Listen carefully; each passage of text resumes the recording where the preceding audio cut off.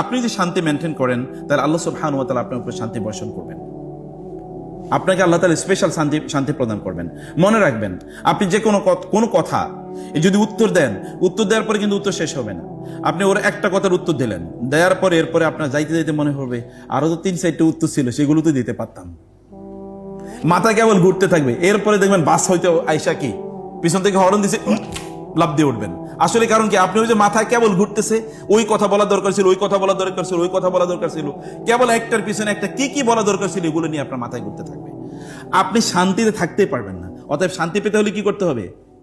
সব কথার উত্তর দেওয়ার প্রয়োজন নাই। শান্তি পেতে হলে সব কথার উত্তর দেওয়ার প্রয়োজন নাই। ওই লোক শান্তি দরকার নাই, কিন্তু আপনার তো শান্তি দরকার আছে কিনা? আপনার শান্তি দরকার আছে, আপনি ফরগেট, ইমিডিয়েটলি ইগনোর ইট, এটা ইগনোর করেন। ইগনোর করলে আপনি বেঁচে যাবেন, উত্তর দিলে আপনি মরে যাবেন। আপনি মরবেনই উত্তর দিলে। কিভাবে মরবেন? ওর সাথে সম্পর্ক খারাপ হবে, ও রিয়েলাইজেশনে ও কিন্তু আপনাকে আরো কিছু বলবে, আরো কিছু বলবে, আরো কিছু বলবে। রিলেশনটা কোথাও ফাটল তৈরি হলে ওই ফাটল কোনোদিন কি জোড়া দেওয়া যায় না, কিছু না কিছু থাইকেই যায়।